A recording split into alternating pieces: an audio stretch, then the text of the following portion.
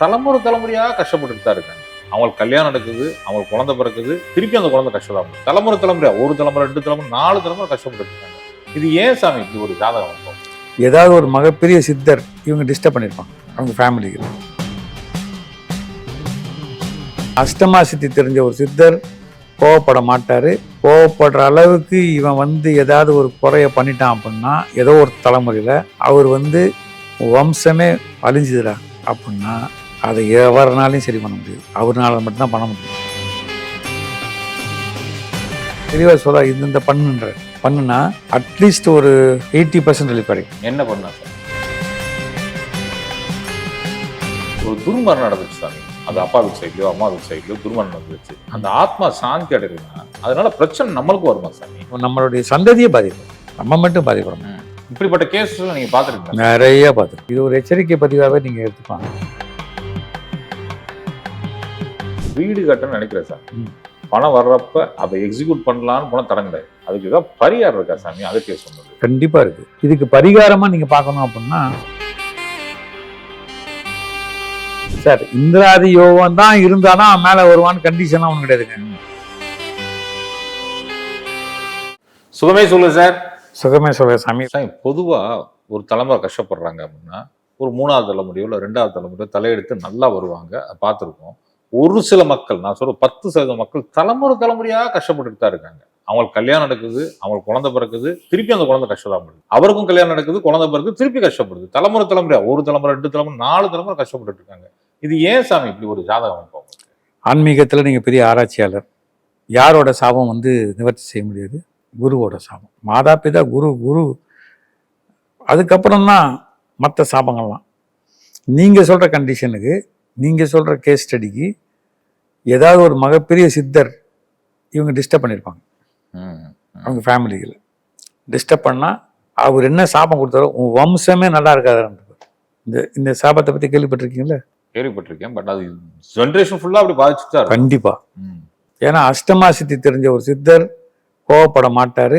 கோவப்படுற அளவுக்கு இவன் ஏதாவது ஒரு குறைய பண்ணிட்டான் அப்படின்னா ஏதோ ஒரு தலைமுறையில அவர் வம்சமே அழிஞ்சுதுடா அப்படின்னா அதை எவருனாலையும் சரி பண்ண முடியாது. அவர்னால மட்டும்தான் பண்ண முடியும். அதுக்கு ஜீவநாடியில் நம்ம பார்த்து எந்த சித்தர், அந்த சித்தரோட வழிமுறை எங்க வருது. நீங்க அந்த ஜாதகங்கள் நீங்க ஆராய்ச்சியே பண்ணியிருக்கேன். 5ஆம் இடம் சரி இருக்காது, 9ஆம் இடம் சரி இருக்காது. பூர்வ புண்ணியஸ்தானம், பாக்கியஸ்தானம் 2 கெட்டு போயிடும். 2 கெட்டு போயிடும். கண்டிப்பா 5ஆம் இடம் இல்லைன்னா பூர்வ புண்ணிய ஸ்தானத்துக்குரிய தசானாதான தசையாவே வராது. வந்தாலும் அது வேற ஒரு தவறான சாரத்துல வரும். ஸோ அந்த பரிகாரத்தை என்ன பண்றாரு, இது ஒரு பயமுறுத்துற மாதிரி நம்ம பண்ணிடக்கூடாது. அகத்தியர் கலை தெளிவாக சொல்ல இந்த பண்ணுனா அட்லீஸ்ட் ஒரு 80% ரிலீஃப் கிடைக்கும். என்ன பண்ணா சார்? அகத்தியர் ஒரு டெய்லர் மேடம் சொல்லுவாரு. ஓ, அப்ப ஜீவனால பார்த்தா 50 வருஷம் பாக்குறப்ப என்ன கஷ்டம், எந்த நாள் அஃபெக்ட் ஆயிருக்குங்க சார். ஒரு அபிஷேக பொருளுக்கும் ஒரு பாவம் கழியுது இல்ல, தெரியல உங்களுக்கு? ஒவ்வொரு அபிஷேக பொருளுக்கும் ஒவ்வொரு பாவம் கழியுதே. ஒவ்வொரு பூவுக்கும் ஒரு பாவம் கழியுதே. ஒவ்வொரு பிரசாதத்துக்கும் ஒரு பாவம் போகுது. உங்களுக்கு விட்டு எத்தனை முறை பண்ண போறீங்க, எப்ப பண்ண போறீங்க, யாரை வச்சு பண்ண போறீங்க? இப்போ பல இடங்கள்ல நம்ம பார்ப்போம், ஹோமம் பண்ற குருக்கள் வருவாங்க. அவர் மரியாதை நடத்துறோமா? இல்ல, பணம் கொடுக்குறோம் அப்படிங்கறனால கொஞ்சம் கேர்லெஸ்ஸா நடத்துறோம். கேர்லெஸ்ஸா இல்ல, ரொம்ப அவமரியாதை நடத்தல பார்த்துருங்க. அவங்க விட்டாலும் அந்த தலைமுறை பாதிக்கும்ல, அதுவும் குருசாபம். நீங்க இந்த கேள்வி ஒரு முக்கியமான கேள்வி. ஆனா ஒரு 10% தான் அந்த மாதிரி பாதிக்கப்பட்டிருக்காங்க. 10% ரொம்ப கம்மியா தான் சொல்றேன். இந்த 10% நான் பார்த்ததை பதிவுல சொல்ல முடியாது. ஒரு குறிப்பிட்ட சாரர் தான் பாதிக்கப்படுவாங்க. குலதெய்வத்தை காலங்காலமா கும்பிட்டு வராங்க பாத்தீங்களா, இடைவிடாத கும்பிட்டு வராங்க பாத்தீங்களா, அவங்க பாதிக்கப்பட்டது நான் பார்க்கல. அவங்களுக்கு மைல்டு டிஸ்டர்பன்ஸ் தான் வரும். ஏன் என்னை பார்க்கலன்ற கோபத்தை தான் குலதெய்வம் இருக்கும் இல்லையே, இந்த மாதிரி குறைபாடுகள் இருக்காது. இது ஜீவநாடி யார் பார்க்குறாங்களோ, எங்கே பார்த்தாலும் சரி, இல்லை ஓலை நாடி பார்த்தாலும் சரி, அதில் வந்துருச்சுன்னா அதில் அவங்க சரி பண்ணிக்கலாம். ஒரு துர்மரணம் நடந்துச்சு சாமி. அது அப்பா வீட்டு சைட்லயோ அம்மா வீட்டு சைட்லயோ துர்மரணம் நடந்துச்சு. அந்த ஆத்மா சாந்தி அடையணும்னா அதனால பிரச்சனை நம்மளுக்கு வருமா சாமி? துர்மரணம் என்ன காரணத்தினால நடந்துச்சு? யாரையாவது ஒருத்தர் துன்புறுத்தி அந்த துன்புறுத்தல்னால அவங்க தாங்க முடியாதாகி அவங்க தற்கொலை பண்ணிட்டா துர்மரணம். ஆமா சாமி, அது அம்மா வீட்டுல பண்ணிடுறாங்கன்னு வச்சுக்கோங்க. ஒரு அம்மா வீட்டு சைட்ல ஒரு இடத்துல பொண்ணு கொடுத்துருக்காங்க. அந்த பொண்ணு வீட்டுல ஏதோ பிரச்சனை, அவங்க அம்மா வீட்டுல சைட்ல பண்ணிடுது. அப்ப அந்த பாதிப்பு நம்மளுக்கு வருமா? அவங்களுக்கு தானே வரும். நான் எப்படி பார்த்தா? நம்மளுக்கு வராது. யாரு மூல காரணமோ அவங்க தான் வரும். ம், மூல காரணம் யாரும் அவங்களுக்கு தான் வரும். நம்மளுக்கு ஒன்றும் வர வாய்ப்பு கிடையாது. ம், ம். சரி, இங்க ஏதோ பிரச்சனையாகி ஒருத்தவங்க துர்மரணம் ஆயிட்டாங்க, தப்பா புரிதல் ஏதோ ஒரு காரணத்துல துர்மரணம் ஆயிட்டாங்க. அது கண்டிப்பா பாதிக்கப்படும். ஏன்னா இறைவனால் படைக்கப்பட்டதான் ஒரு உயிர். அதை எடுக்கிறதுக்கு இதே கிடையாது. இப்போ நீதி அரசர்களே தூக்கு தண்டனை கொடுத்தாங்கன்னா பேனாவை குத்தி உடச்சிடுவாங்க, தெரியுமா? ம், தெரியுமா உங்களுக்கு? ஆமா. ஸோ அதுலேயே தெரிஞ்சுக்கலாம் நீங்க. அந்த அவங்க கூட அந்த அதை don't want to carry that பாவம். அந்த பேனாவை அடிச்சு குத்தி உடச்சிடுறாங்க. இப்போ ஒருத்தர் நம்ம ஏதோ ஒரு பணத்தினாலேயோ ஏதோ ஒரு காரணத்தினாலேயோ ஒரு நம்மளை எதிர்க்க முடியாத ஒரு கேரக்டரை அந்த அளவுக்கு நம்ம தள்ளி அவங்க ஏதோ துர்மரணம் ஆயிடுறாங்க, விஷம் குடிச்சிடுறாங்க, தூக்க மாட்டிக்கிறாங்க. பல டெக்னிக் இருக்குது. பட் ஆனால் கண்டிப்பாக நம்மளுடைய சந்ததியே பாதிக்கப்படும். ம், நம்ம மட்டும் பாதிக்கப்படும். ம். இப்படிப்பட்ட கேஸ் நீங்க பாத்துருக்கீங்களா? நிறைய பார்த்துருக்கேன். எந்த ரவுடியாவது எந்த கொலையாளியாவது இன்னைக்கு ஒரு பெரிய இண்டஸ்ட்ரியலிஸ்ட் இருக்கானா? இருக்கானா சாமி? இல்ல இல்ல. நீங்க பார்த்துருக்கீங்களா? அவங்க சாவமே கொடூரமா இருக்கு. அது வேணா பார்த்திருக்கேன் நான். நீதி வேணா தாமதமாகலாம், கடவுளோட நீதி. ஆனா நிச்சயமா அது விட்டு இது பண்ண முடியாது. இது ஏன் கேட்டேன்னா சமயம், ஐயா யோகிராம் சரத்குமார் ஐயா பார்க்க வந்தப்போ 2 பேர் பார்க்க வந்தாங்க. வந்த உடனே ஒரு கத்திட்டாரான், கொலை பண்ணிட்டு வந்துட்டு இங்க வந்து நின்று இருக்க, எங்க அப்பா அவனை சும்மாவே விட மாட்டாரு, உடனே இந்த இடத்த விட்டு காலி பண்ணிடு அப்படின்னாராம். அப்பதான் கேட்டேன், துர்மரணம் நடந்த இந்த ஞானிகிட்ட போனா கூட உடனே வரட்டி விட்டுறாங்க. ஆமா, உங்களை சுத்தி ஒரு அந்த ஒரு அந்த ஓரான்னு சொல்றோம்ல, உங்களை சுத்தி ஒரு கலர் இருக்குல்ல, இந்த ஓரா அது ஒரு தவறான கலரா தானே இருக்கும். யோகி ராம் சரத்குமாரும் மாபெரும் ஒரு அவதார புருஷன். சரத்குமார் அங்க இருந்து சொல்லிட்டாரா அவதார புருஷன். அவர் நானும் பார்த்திருக்கேன். அவர் புகையை பிடிச்சிட்டே இருப்பாரு. நான் போனா my father says my father is ஹாப்பின்னு பாரு. நான் பலமுறை பார்த்துருக்கேன். மை ஃபாதர் இஸ் ஹாப்பி கோ அப்படின்பாரு. ஸோ அதுவே ஒரு பெரிய விஷயம் தானே. நம்மளுக்கு ஃபர்ஸ்ட் எல்லாம் புரியாது, மை ஃபாதர் இஸ் ஹாப்பி கோன்றாரு என்னன்னா. அப்புறம் அவங்க ஒருத்தர் கேட்டேன், சார் அதுவே பெரிய வார்த்தை சார், நீங்க கிளம்புங்க சார். சாமி உங்ககிட்ட நிறைய பேர் வந்துருப்பாங்க சாமி, நம்ம எப்பயுமே அதை பற்றி பேசுவோம். இந்த வாரம் அதை பற்றி பேசுவதற்கு ஏதாவது விஷயங்கள் இருக்கா சாமி? நீங்க யூ மீன் ஜீவநாடியில ஜீவநாடி பார்க்க வந்தப்போ அகத்தியர் சொன்ன தகவல்கள், அவர்கள் உங்ககிட்ட சொன்ன தகவல்கள். பாசிட்டிவான ஒரு விஷயம் சொல்றேன். இன்னைக்கு மார்னிங் என்கிட்ட ஒருத்தர் பேசினாரு. தமிழக அரசுல ஒரு மிகப்பெரிய உயர்ந்த பதவியில் இருக்காரு, உயர்ந்த நல்ல டிபார்ட்மெண்ட்ல. ஒரு வருடத்துக்கு முன்னாடி என்கிட்ட பேசினார். செயற்கை முறை கருத்தரிப்பில் 3 முறை ஃபெயில் ஆகிட்டார் அவங்க ஃபேமிலியில். அப்போ நான் எடுத்து படித்து பார்க்கும்போது சில மருத்துவ குறிப்புகள்லாம் சொன்னாங்க, சில மருத்துவங்கள்லாம் சொன்னாங்க. நானே யோசிச்சுட்டு இருந்தேன், செயற்கை முறை கருத்தரிப்பில் போகும்போது இவ்வளோ விஷயங்கள் தப்பு நடந்திருக்குமே, இவங்களுக்கு குழந்தை பிறக்குமா அப்படின்னு நினச்சிட்டு இருந்தேன். நான் வீட்டுக்கு போயிட்டு அந்த பதிவு உங்களுக்கு அனுப்புகிறேன். இன்றைக்கி அனுப்பிச்சிருக்காரு அவர். 3/2/2026 6:38 அருமையான ஆண் குழந்தை நார்மலாக கொடுத்துருக்கு. இது ஒரு நல்ல ஒரு விஷயம். எவ்வளோ பெரிய விஷயம், பெரிய மகிழ்ச்சியான விஷயம். காலையில் எழுந்திரிச்சோன்னா ஃபோனை பார்த்தோன்னா எனக்கு நம்ம வீட்டில் வருது அந்த மாதிரி ஒரு நல்ல விஷயம் இருக்கிற மாதிரி. அடுத்து ஒரு ரயில்வே அந்த மாதிரி ஒரு டிபார்ட்மெண்ட்டில் வேலை செய்கிற ஒரு பெரிய பெண்மணி, ஒரு மென்பொருள் ஆராய்ச்சியாளர். அவங்க என்ன பண்ணுறாங்க, இது ஒரு எச்சரிக்கை பதிவாகவே நீங்கள் எடுத்துக்கலாங்க. அவங்களுக்கு ஏதோ குடும்பத்தில் பிரச்சனை, அந்த பிரச்சனைகளை போகும்போது மொத்தம் 3 பேரை பார்க்குறாங்க. நல்லா கேட்டுங்க, 3. ஒருத்தர் குறி சொல்லுவார், இன்னொருத்தங்க சென்னையில் இருக்காங்க, அவங்களும் இந்த மாதிரி ஜோசியம் அது இதுன்னு பார்த்து சொல்கிறவங்க. இன்னொருத்தர் வேற ஏதாவது.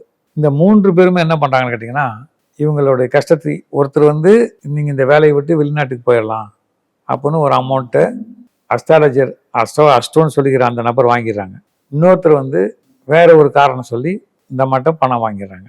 இன்னொருத்தர் இதே மாதிரி 3 பேர். இதெல்லாம் முடிச்சுட்டு இவங்க பணம் கேட்கலாங்க, கொடுத்துறேன்னு சொல்லி வாங்கினீங்களே, எனக்கு பணம் கொஞ்சம் தேவைப்படுது அவசரமா அப்படின்னு கேட்கும்போது பல காரணங்கள் சொல்றாங்க.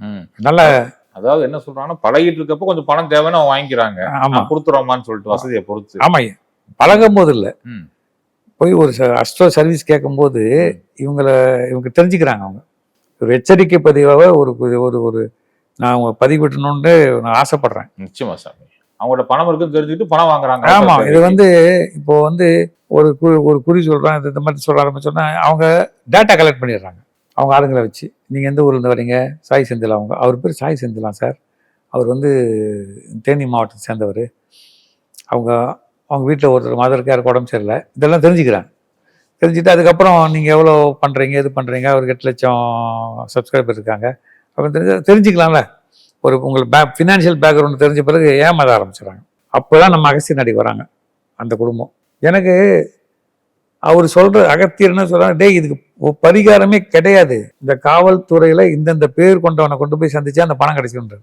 நான் சொல்றேன், அவங்க ஃபேமிலியில வந்து உட்காந்து நேரடியாக வந்துட்டாங்க, இந்த பாருங்க இந்தந்த பேர் இந்தந்த ஊர்ல இந்தந்த அதிகாரி இருக்காராம், நீங்க கொஞ்சம் போய் பாருங்கன்றாங்க. அவங்க பயப்படுறாங்க, சார் காவல்துறைக்கு போனா பெரும் பிரச்சனையா இருந்துச்சு சார் அப்படின்றாங்க. இதுதான் வருதுங்க, முடிஞ்சா போய் பாங்க விட்டுருங்க. கோவமே வந்துச்சு எனக்கு 2-3 முறை படிச்சு பிறகு. அப்புறம் போனாங்க சார், சார் இன்னைக்கு கிட்டத்தட்ட 90% பணம் ரெக்கவர் ஆயிடுச்சு. இதுன்னு சொல்றீங்க. ஆனா அவங்க மிரட்டி வச்சிருக்காங்க, நீ கேட்டீங்கன்னா அது பண்ணிடுவோம் இது பண்ணிடுவோம். ஆமா ஆமாமா, அதை ஏவி விட்டுருவேன், இதை விட்டுருவேன், பில்லியை விட்டுருவேன், சூனியத்தையே விட்டுருவேன், பள்ளியை விட்டு, இதெல்லாம் சார் இதெல்லாம் அகத்தியர் ஏத்துக்கிறதே இல்லை சார். நீங்க ஒரு நிமிஷம் யோசிச்சு பாருங்க, தனியா உட்காந்து முட்டையை வந்துடுச்சு உன்னை நான் அழிக்க போனேன், எதுக்கு சார் ராணுவம், எதுக்கு இவ்வளவு ஆயுதம் வாங்கணும், நம்ம யோசிச்சு பாருங்க. அமெரிக்காவுக்கு எதுக்கு இவ்வளவு இது எல்லாம், நம்ம ஊர் நாமக்கல் முட்டையெல்லாம் ஏற்றி விட்டு நம்ம ஆள் மந்திரவாதியெல்லாம் கொண்டு விட்டோம்னா, இது வந்து பாத்தீங்கன்னா நம்ம பல பதிவுகளில் நம்ம 2 பேருமே பேசியிருக்கோம். நீங்க ஆர்டினரி ட்ரெஸ்ல இருக்கீங்க, நானும் ஒரு ஆர்டினரி ட்ரெஸ்ல இருக்கிறேன். இதை பார்த்தா கடவுள் உள்ள வர போறாரு? ராஜா ட்ரெஸ் போட்டிருந்தாலும் அதை பார்த்து வர, ராஜா ட்ரெஸ் மாதிரி போட்டிருந்தாலும் அதை பார்த்து உள்ள வர போறது. ஆமா, அவருக்கு தேவை உண்மையான பக்தி தான், சரணாகதி தானே கேட்கிறாரு. அதை விட்டு போட்டு நம்ம வந்து நான் பல பதிவுகள் இரவுல காமெடியா பார்த்துருப்பேன், வசிய மை பொம்மை, இது குட்டிச்சத்தனை ஒடுக்க, இதெல்லாம் சார் இது வந்து ஒரு பக்கம் விஞ்ஞானத்துல நம்ம வளர்ச்சி அடைஞ்சிட்டு இருக்கிறோம், மெய்ஞானத்துல கீழே போயிட்டு இருக்கோம். இதுக்கெல்லாம் காரணம் ஒன்றும் இல்லை சார், போதும் என்ற மனமே இல்லைன்னா. வீடு கட்டணும்னு நினைக்கிறேன் சாமி, பணம் வர்றப்ப அதை எக்ஸிக்யூட் பண்ணலான்னு போன தடம் கிடையாது. அதுக்கு ஏதாவது பரிகாரம் இருக்கா சாமி? அகத்தியர் சொன்னது கண்டிப்பா இருக்கு. கண்டிப்பா 5ஆம் இடம் வளர்த்துருக்கணும், 9ஆம் இடம் வளர்த்துருக்கணும், அதே மாதிரி 12ஆம் இடம் வளர்த்துருக்கணும். 12ஆம் இடம் சுபகரங்களோட இருக்கணும். வீடும் ஒரு லாப சமாச்சாரம் தானே அதை பொறுத்த வரைக்கும். அப்போ 11ஆம் இடம் நல்லா இருக்கணும். இதுக்கு எல்லாத்துக்குமே காரணமே ஒரு பூர்வ புண்ணியசானம் தான், அதுலேருந்து தான் ரிஃப்ளெக்ட் ஆகுது எல்லாமே. தடங்கள் இருக்கிறதுக்கு ஒரு பெரிய விஷயம் ஒன்றும் கிடையாதுங்க. அவங்களுடைய வருமானத்துக்குள்ள ஒரு வீடு கட்டணும்னு நினைக்க மாட்டாங்க. சாய் செந்தில் என்ன வீடு கட்டியிருக்காரோ அதை விட கொஞ்சம் பெருசானாங்க. எத்தனை பெரிய வீடு கட்டணும் சார், 6 அடி கட்டலாம் தூங்குற. ஆமா ஆமா, அதுலேயே ஒரு ஓரமாக அப்படி தூங்குற. இதுக்கு பரிகாரமா நீங்க பார்க்கணும் அப்படின்னா சப்த கன்னியர்ல கும்பிடணும். சப்த கன்னியர்களை பாரம்பரியமா இருக்கக்கூடிய சப்த கன்னியர்களில் ஒரு 27 வாரங்கள் போகணும். அது சில வாரங்கள் அபிஷேகத்துல நம்ம நிறைய போகணும். சப்த கன்னியர்ல எல்லாம் உங்களுக்கு தெரியும், அதுல முக்கியமானவங்க யாருன்னு உங்களுக்கு தெரியும், வாராகி, கௌமாரியம்மன், வாராகி. இதுக்கு பண்ணாலே போகும், ரொம்ப சிம்பிள். நம்மளுடைய சக்திக்கு உட்பட்ட எளிய மக்களுக்கு எளிய பரிகாரம் இது ஒன்றுதான். இது ஒரு முக்கியமான கேள்வி சார். சிலருக்கு ஒரு நாள் ராத்திரி வாழ்க்கையே அப்படி தலையில மாதிரி எங்கேயோ போயிடுறாங்க. சொல்லுவாங்கல்ல கிராமத்துல, ராத்திரி வாழ்க்கை மாறி போச்சுறாங்க. அதெல்லாம் என்ன யோகம் செஞ்சாரு? இந்த யோகத்தை முன்னுமே சொல்லிக்கிறேன் நானு, இந்திராதி யோகம். இந்திராதி யோகம் ஒரு நாள் ராத்திரில மாறிடுது, ஒரே நாள் ராத்திரி. இந்திராதி யோகம் தான் அது. இந்திராதி யோகத்துக்கு முக்கியமான விஷயமே தலைமுறையா அவங்க வந்து அன்னதானம் பண்ணிருப்பாங்க.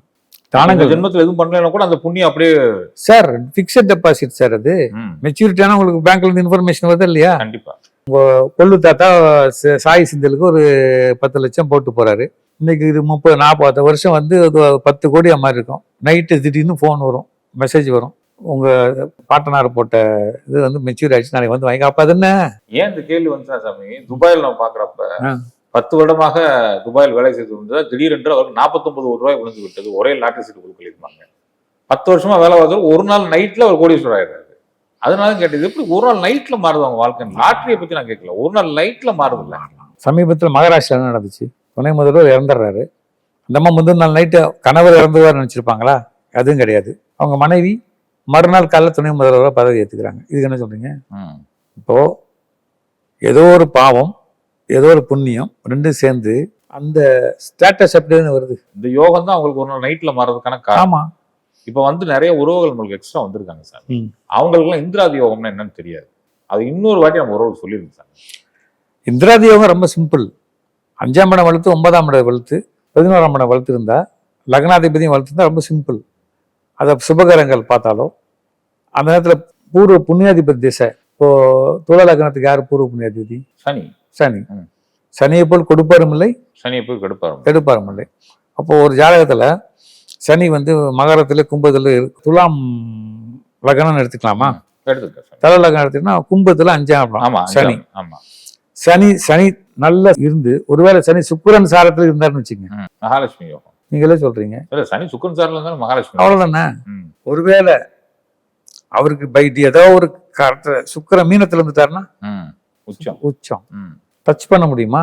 சுக்கிரன் உச்சமா இருக்கவங்க எல்லாம் அப்படி வர முடியாது. அவங்க செஞ்ச புண்ணியமும் இருக்கும். பேங்க் புண்ணியம் சொன்னா ஆமா. பூர்வ புண்ணியத்திலே அவங்களுக்கு கண்டிப்பா வலு இருக்கும். கண்டிப்பா கண்டிப்பா கண்டிப்பா ம். அதுல இருந்து மாற்றமே கிடையாது. இவன் செய்யற புண்ணியம் இருக்குது. ஆ, ஏன்னா இப்ப நிறைய பேர் சுக்கிரன் நீ உச்சமா வந்து இருக்கும். உங்க தாத்தா புண்ணியம் பண்ணிட்டாரு, நீ வீட்டுல உட்காந்துருக்க முடியாது. படுத்து தூங்கிட்டு இன்னைக்கு பேங்க் டெபாசிட் ஆயிடும்னு சொல்லியிருக்காரு ராஜ்குமார் சாரு, அதனால நம்ம பேசாத அமைதியா, அதெல்லாம் கிடையாது.